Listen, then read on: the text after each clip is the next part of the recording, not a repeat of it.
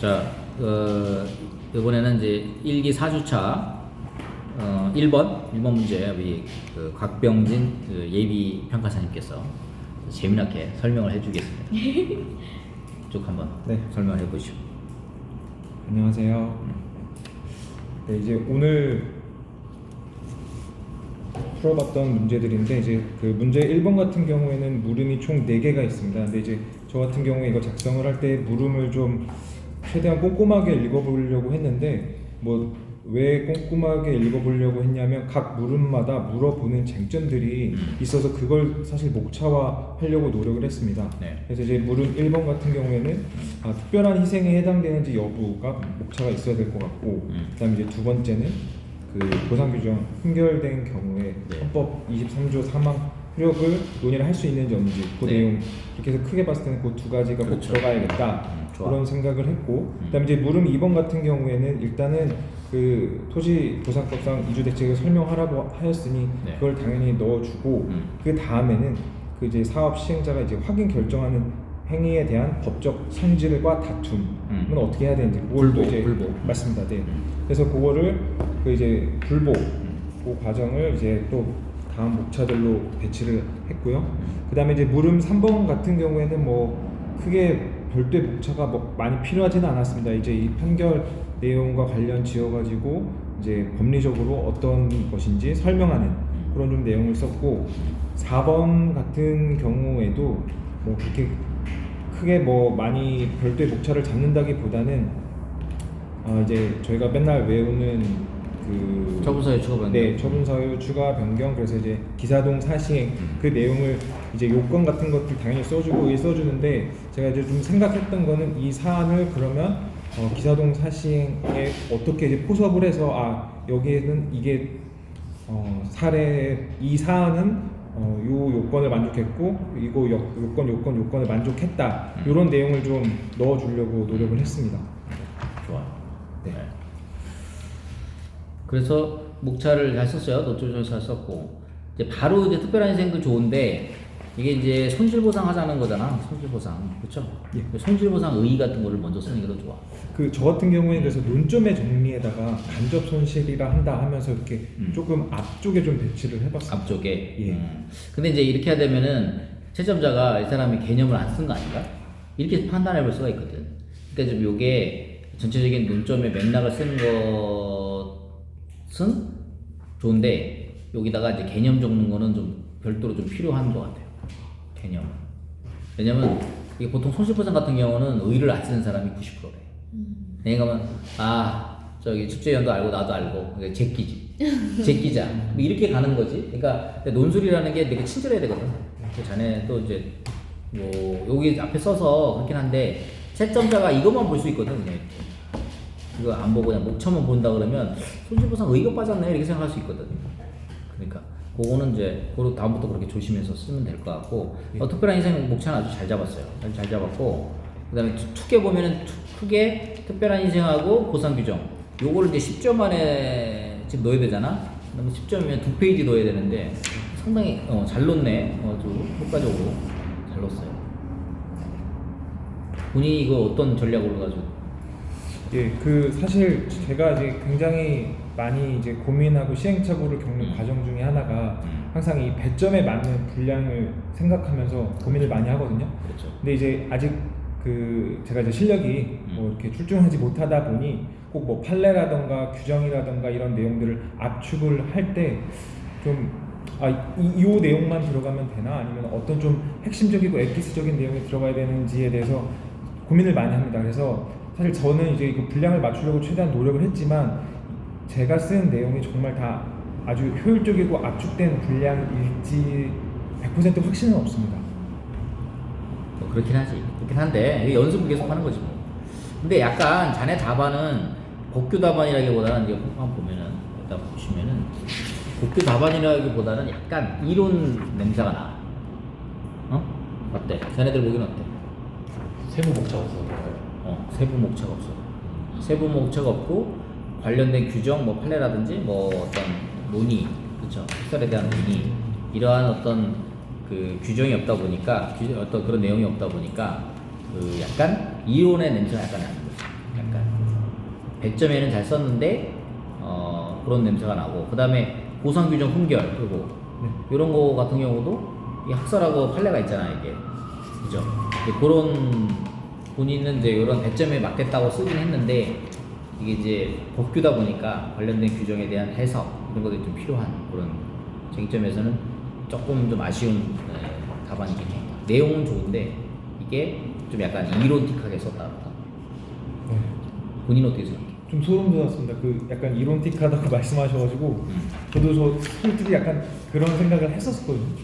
약간 이게 좀 뭐 판례랑 그 다음에 규정이랑 이런 거랑 다 아울러서 넣기에는 좀 너무 빡빡하다. 뭐 그렇지. 어떻게 되지 해서 그러다 보니까. 사실 약간 일반론적인 내용으로 쓰다 보니까 이제. 쓰다 보니까 이렇게 됐는데 그 부분을 정확하게 좀 짚어주신 것 같습니다. 아까 자네가 지금 아까 말하려고 했던 거 좀 얘기해 줘 봐. 또 아까 네. 뭐 우리 저 법규 공부에 있어서 어떤 문제점 이런 거 있었잖아. 아, 네. 그 이제 제가 생각했을 때 그 이제 저희가 그 이제 GS 이제 이 과정을 거치면서 어떻게 보면은 점수라던가 이제 그런 부분에 대해서 신경을 쓰다 보는데, 그러다 보니까 사실 이 채점을 하는 사람 입장에서는 아무래도 어떤 내용들이 들어가게 되면은 그에 따른 점수를 줄 수밖에 없을 것 같아요. 그래서 그렇지. 가급적이면은 많은 부분을 다 담으려고 노력을 하는데, 맞아. 근데 그러다 보면은 이게 분량이 늘어나고 최대한 많이 담으려다 보니까 많이 쓰게 되니까 또 팔도 아프게 되고, 그래서 주어진 시간에 이걸 완주를 못 하게 되고, 그러면 과연 이거 어떻게 줄여야 되나, 어떻게 효율적으로 써야 되나, 계속 이런 부분을 좀 고민을 하거든요. 네. 이게 사실 내용을 많이 적으면 당연히 배점에서 유리할 수 있는, 득점에서 유리할 수는 있는데, 그런데 또 이제 저희가 생각해야 될 부분은 이게 주어진 시간 내에 모든 문제를 풀어야 돼서, 그래서 그런 부분은 좀 어떻게 좀 개선을 해 나가야 될지 많이 고민이 되고 있습니다. 그래요. 하여튼 그거는 뭐 단기간에 사실은 되기는 좀 어려운 부분이에요. 어려운 부분이고 계속 숙달된 조교가 돼가야 되겠지. 그래서 이게 이제 워딩으로 실제로 이제 여러분들이 그 베타를 지금 법규 베타를 부탁해 지금 독수리 오영재 매주 하고 있는데, 실제로 이게 그 워딩으로 해서 답안을 메꿔서 포맷 좋아 라고 생각하는 거와 여기 땅 해가지고 시험장에서 5명 아마 공이 그렇게 느낄 거야. 여기 땅 해가지고 답안지 딱 쓰면 이거 좀 아닌데, 맞아요. 이거 좀 아닌데, 이거 어떻게 되지? 뭐 이런 생각을 많이 할 거예요. 그렇죠? 근데 그게 당연한 거고 사실은 이게 당연한 거고, 그게 왜 그러냐면은 머릿속에 내가 그 추상적 언어들, 추상적인 어떤 관념적이게, 사실 법학이라는 게 관념적 단어들이거든. 이 관념적 단어를 수사화 해가지고 언어화해서 이거를 어떤 배점에 맞게, 그래서 우리 그 어떤 보상법규 특유의 관련된 규정, 판례, 검토 뭐 이런 어떤 테마 속에서 논리를 끌어가려고 하다 보면은 굉장히 그 어떤 뭐랄까 좀 이게 딱 집히지 않는 그런 게 있어요. 왜 그러냐면은 이게 훈련이 안 돼서 그래요. 손이 머리를 못 따라가는 거지. 머리는 머리대로 가는데 손이 못 따라가는 거야. 그러니까 손은 손대로 움직이고 머리는 머리대로 가고, 그러다 보니까 이제 답안지가 내가 생각하는 만족스럽지 못한 답안지가 되는 건데, 그거를 사실은 그런 이제 우리가 현실과 이상의 기회를 좁혀 나가는 게 우리가 어른이 된다는 거잖아.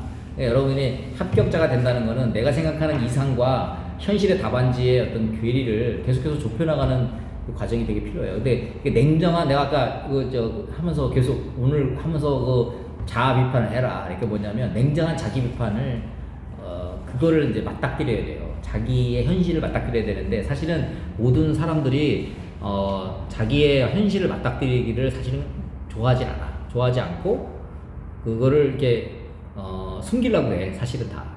근데 다른 사람은 몰라도 수험생은 그러면 안 돼. 수험생은 정직한 자기의 모습을 맞닥뜨려야 되고, 그 현실을 내가 빨리 개선해야 된다는 그 노력을, 그런 어떤 압박감을 매일 가져야 돼. 그래야지 그게 개선이 되지. 그렇지 않고 그냥 나의 타성에 젖으면은 답안지의 그 발전이 이루어지지 못하는 한계점을 갖고 있어요.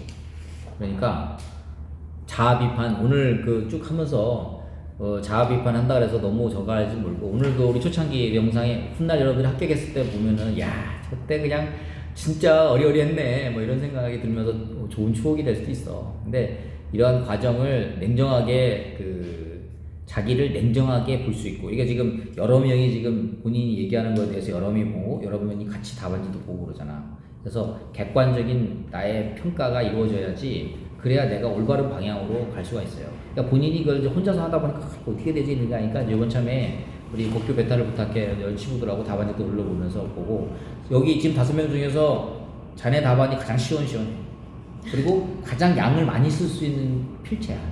글씨가 커가지고 20페이지 이상 빨리 쓰면은 20페이지 이상 자네하고 지금 시원시원한 답안지가 이제 미나 답안지 2명이 좀 시원시원한데 아직 자네 답안지 아직 잘 안 보여서 그런데 지금 검토해본 4명 중에서 자네 답안지 그다음에 자네 답안지 제일 시원시원하기 때문에 이거는 내가 보니까 잘 숙달만 되고 훈련만 되면은 타의 추종을 불허하는 정도의 그 양적인 승부라든가 질적인 승부에서 상당히 우위를 점할 수 있는 필체야. 그러니까 열심히 해. 그다음 2번 설명해 보셔요. 네, 이제 2번 같은 경우 이제 아까 앞서서 말씀드린 내용으로 이제 이주 대책에 대해서 이제 뭐 취지 된 내용을 좀 설명을 해줬고, 그다음에 이제 법적 성질과 이제 권리 구제 방법을 설명하기 전에 또 이주 대책 대상자 확인 결정의 의의에 대해서 좀 이제 다뤄줬습니다. 그다음 이제 여기 같은 경우에는 그 이제 그 법적 성질에서 관련 판례 태도라고 해서 이제 사건 번호 2013-10885에 대한 내용을 좀 넣어줬고요. 그다음에 이제 그 권리 구제인데 사실 저는 이제 문제에 나온 이 내용 그대로를 목차로 둬서 이주대책 대상자 확인 결정의 다툼이라고 쓰긴 썼습니다. 네. 그래서 이제 그 다툼 같은 경우에는 사실 그 2가지로 좀 나눠서 작성을 했었는데요. 이제 첫 번째 같은 경우에는 그 얘기해. 네네. 그 확인 결정 등의 처분을 하지 않고 제외시키거나 이제 거부한 경우에 이제 항고 소송을 통해서 요 제외 처분이나 거부 처분의 취소를 구할 수 있다라는 내용을 좀 담았고, 두 번째는 사실 이게 다 판례에 있는 내용들이긴 했는데 이제 이주자가 사실 더 원하는 바가 있는데도 불구하고 사업 시행자가 그 내용을 이제 받아들여주지 않고 이주대책 대상자로 선정하지 않았다면 이것도 이제 처분이니까 항고소송의 대상이 된다 해서 이렇게 2가지 정도 사안을 나눠서 좀 확인 결정에 대한 부분에 대해서도 처분으로 쓰면서 그 희망에 더 이익이 되는 이거 이제 판례 내용이잖아. 네, 맞습니다. 네. 잘 썼네. 근데 이제 아까도 얘기했지만 자네 답안지의 특성이 좀 이론화되어 있어 지금 상당히 이론화적인 측면이 있어요. 응? 그지? 그런 생각이 좀 안 들어? 이론은 되게 점수가 낮은데 법규를 이론화하는 아주 그 재주가 있네. 근데 요런 답안지가 조금만 잘 다듬어지면 상당히 고득점할 수 있는 답안지예요.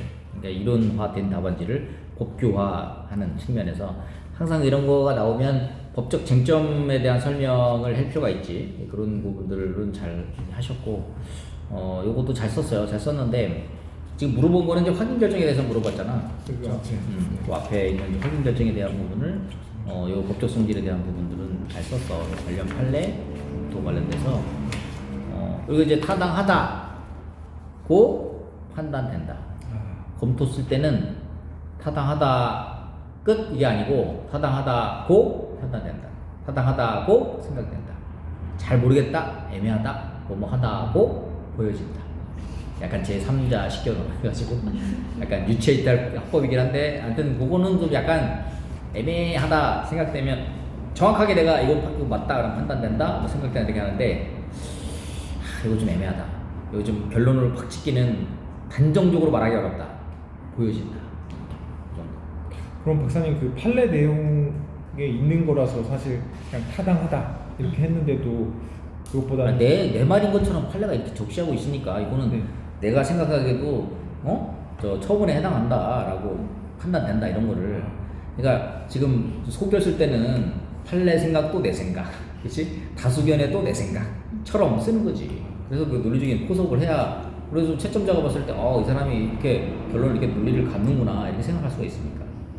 알겠습니다. 답안 맥락은 아주 좋아. 근데 뭔가 자네 답안 전체적으로 봤을 때 약간 이론의 냄새가 나는 요것만 약간 뭐랄까 냄새를 좀 뺀다? 이론의 냄새를 좀 뺀다? 빨래돼요. 그것만 좀 빼면은 이렇게 했어요. 그리고 그 다음 문제. 이제 물음 3번 같은 경우에는 요 이제 판례를 2020도 50324 판결을 가지고 그 1차 결정 처분은 처분으로 보았으나 2차 결정 처분에 대해서는 처분을 보지 않았고 이제 각하하였는데 요 내용 2차 결정과 관련해서 이제 법률적으로 어떤 내용인지 설명해 보라고 이제 문제에 적시되어 있어서 저 같은 경우에 일단 처분의 의의에 대해서 좀 먼저 써주면서 써주면 설명을 했고 그 다음에 이제 두 번째로 이제 이게 항고 소송의 대상이 될 수 있는지 여부 해서 좀 사실 요 앞부분을 좀 자세하게 썼습니다.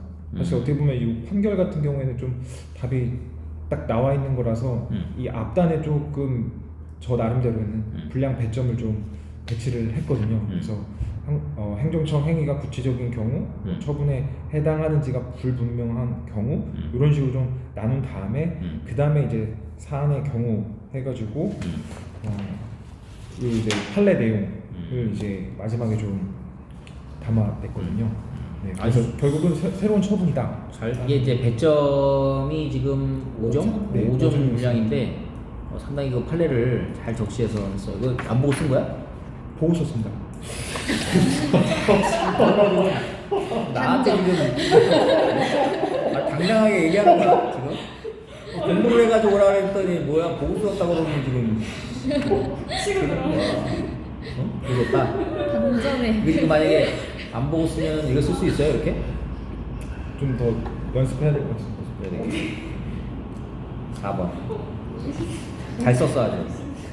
배점 안에 잘 들어왔는데 스트라이크 존에 아주 잘 들어왔는데 보고 썼다고 하니까 좀 망했네. 네. 4번 같은 경우에는 이제 처분 사유 추가 변경과 관련된 답안을 작성을 하는 거여서 일단은 처분 사유 추가 변경의 의의 및 취지, 그다음 이제 두 번째는 요 이제 문제랑 관련돼서 처분 사유 추가 변경 인정 여부라고 문제를 목차를 잡아주고 그다음에 이제 관련 판례 태도 듣고 검토 듣고 그다음에 이제 그 처분 사유 추가 변경의 인정 범위라는 것을 넣어줬습니다. 왜냐면 이제 인정 여부와 관련해서 그러면 판례에서는 인정을 한다, 그러니까 처분 사유 추가 변경을 할 수 있다고 했는데 어떤 때에 이제 이게 가능한 건지 우리가 이제 맨날 배우는 기사동 사시행 그 내용 그다음에 이제 시간적 범위라고 해서 이게 이제 변론 종결시까지 바꿀 수 있다, 추가 변경 가능하다 이런 내용을 듣고 그다음에 이제 마지막 부차로 사안의 경우 해서 이제 하나씩 포섭을 하기 시작. 네, 이주대책이라고 해서 이제 동일한 소송이다, 사회적 사실관계 안에 있다, 뭐 그다음에 사실심 변론 종결시까지 해서 이주대책 시기랑 장소적 차원에서 동일성이 인정된다. 그다음에 뭐 행위 태양과 결과 동일성 측면에서도 토지보상법 시행령 40조 2항 부득이한 사유가 있는 경우에 해당되니까 결론적으로 처분 사유 추가 변경은 인정된다. 네, 이렇게 하고 저 같은 경우에 이제 이게 마지막 물음 4번이었기 때문에 그냥 마지막 큰 목차로 사안을 해결해서 문제 물음 1, 2, 3, 4 네, 그 내용을 좀 변경했습니다. 그리고 배점이 딱 맞을지게 배점 안에 거의 들어가게 썼네. 네, 좀 많이 고민을 하고 있었습니다. 이게 사실은 이게 사실 20점 정도 분량인데 이걸 이제 10점 분량으로 쓰면은 상당히 좀 쓰기 어려운 상황인데 이거는 이거 썼나? 반반. 정직하게 말하는 거지? 네. 이거는 이제 진짜 일부는 외우고 일부는 이제 보고 썼다. 네, 왜냐면 수업 시간에 항상 강조해 주셨던 부분. 요거는 되게 잘 썼는데 이제 이게 20점짜리를 제가 과감하게 10점으로 이제 낸 거는 요즘 이제 트렌드가 그 딱 엑기스만 딱딱 물어보는 그런 문제 패턴으로다가 지금 최근에 이제 바뀌었잖아. 패턴이 바뀌다 보니까 그런 이제 훈련이 안 돼 있으면 사실은 또 이게 하기가 되게 어렵거든요. 이제 그런 부분에서는 아주 잘했어. 자네는 그 보고 다 쓰고 그러면 이게 사실 뭐 답안 쓰는 의미가 없는 거 아니야? 그게 오늘 제 자아 비판할. 자아 비판. 자아 비판 해봐. 자아 비판 해봐. 응? 아직 실력이 좀 많이 모자라서 보고 많이 썼는데 다음 주부터는 보고 쓰지 않겠습니다. 그러면은 이거는 오늘 와서 쓴 거예요? 아니요. 그러면 집에서? 네. 집에 와서 쓴 거야? 네.